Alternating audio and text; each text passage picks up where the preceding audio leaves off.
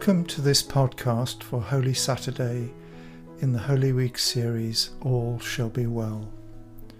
We follow the journey of Jesus through his passion, his death and resurrection, drawing upon the writings of 14th century mystic Julian of Norwich. Holy Saturday faces us with absence, the aftermath of the death of Jesus and his burial leaves an emptiness. All sorts of inner turmoil is left without anything to focus on. The sense of, did it really happen? Of course it did. How could it have happened? In what ways do I contribute, have I contributed to his death? I regret some things. I wonder, I'm disturbed. Moments of the story can return in memory, arousing deep feelings. These thoughts and emotions circle within us. Julian of Norwich was clearly no stranger to this inner turmoil. She spent 20 years processing the deep experiences that she had in her visions, not least the contradictory thoughts and emotions that were aroused in her by her witnessing in her mind's eye the passion of Jesus, and how this could be reconciled with the love of God and the teaching of the Church. Today and tomorrow we draw upon a parable, a symbolic story that she is given, which gives a profoundly helpful perspective on life, death, and hope. It's a parable that gives insight into the human condition, but also to God's perspective on the human condition. Like great spiritual teachers in the Christian tradition, like Francis of Assisi, Ignatius of Loyola, Teresa of Avila, she helps us look at life from God's perspective.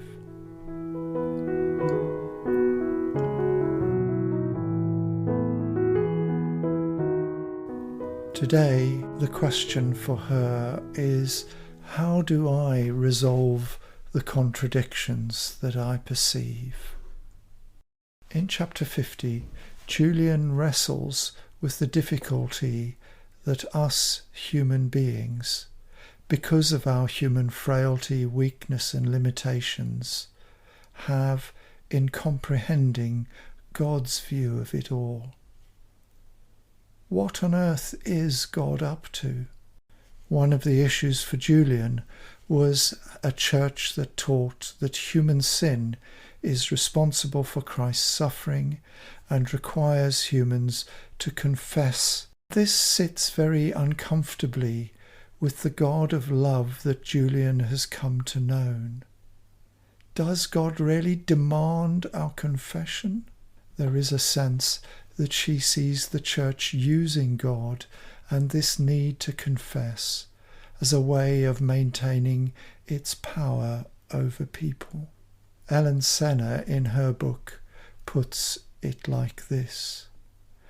This chapter reveals again how genuinely pained and confused Julian is by the seeming contradictions between the Church's teachings and what she has seen in her vision.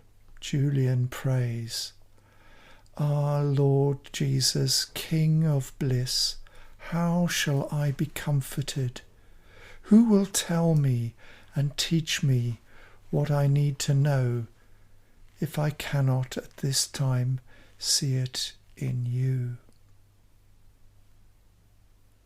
On this Holy Saturday, having just yesterday contemplated Jesus' crucifixion, you might have a similar prayer, where you need God's help to find a way through the disturbances and confusion in your own mind and heart, in living with a God of love, with the crucified Jesus, and a humanity quick to use guilt to control or dominate others.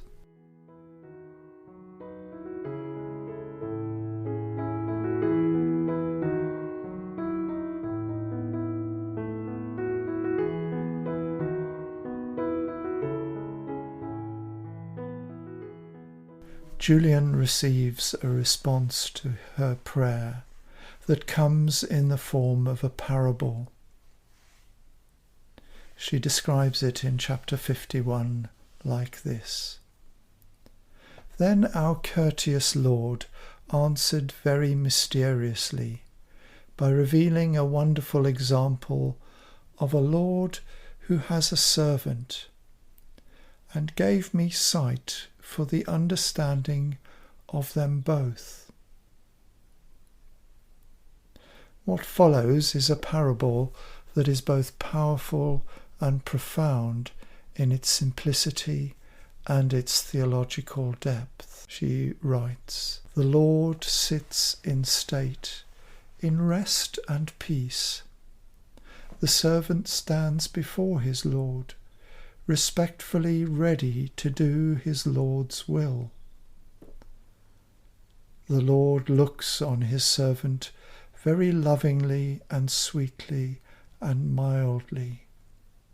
He sends him to a certain place to do his will. Not only does the servant go, but he dashes off, runs at great speed, loving to do his Lord's will." One of the striking things about this image is how there doesn't seem to be a great power divide between the Lord and the servant.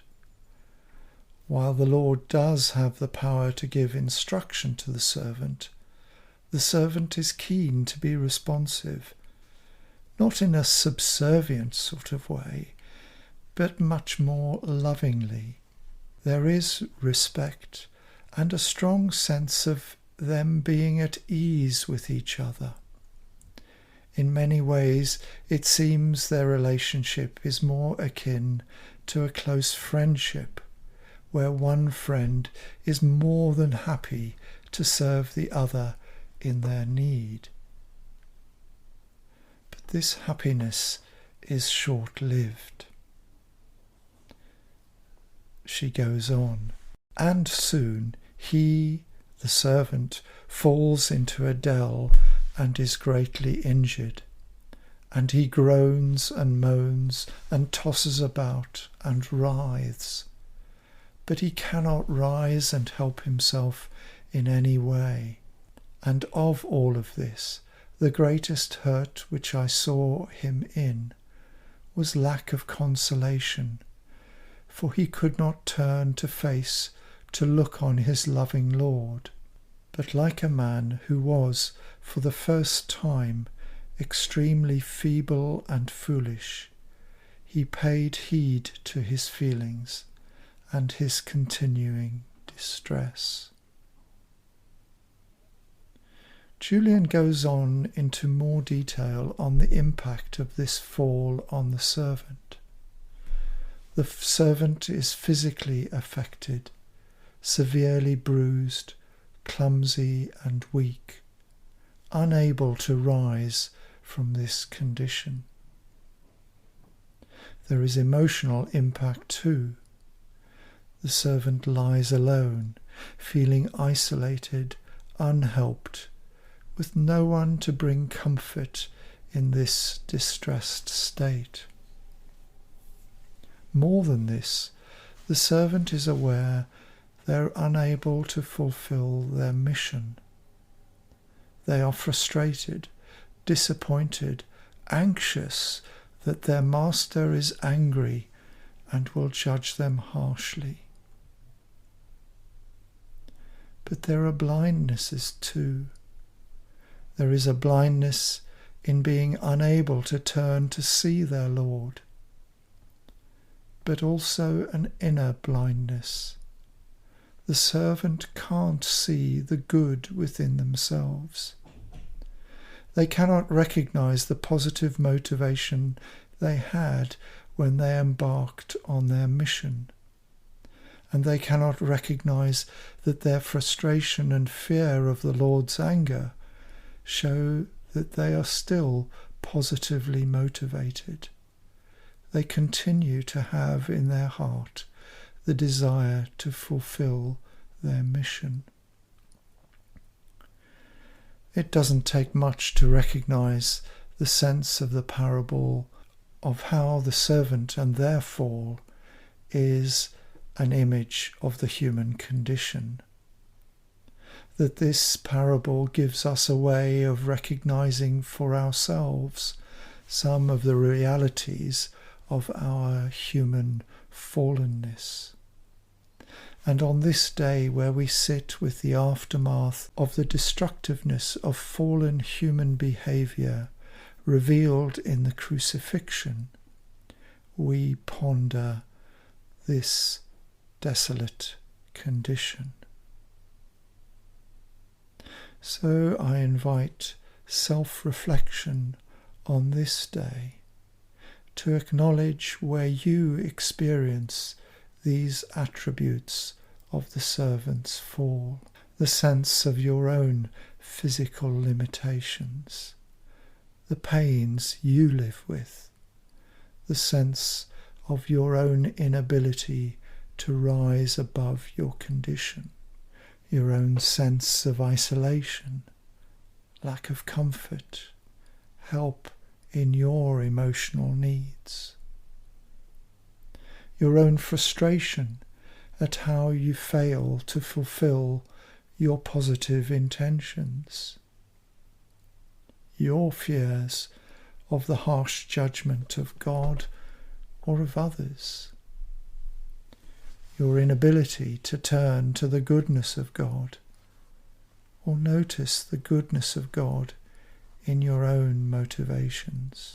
When you have had time to let these emerge for you, I invite you to sit, hands open, palms upwards, and acknowledge these aspects of yourself on this day when we face the buriedness of Jesus.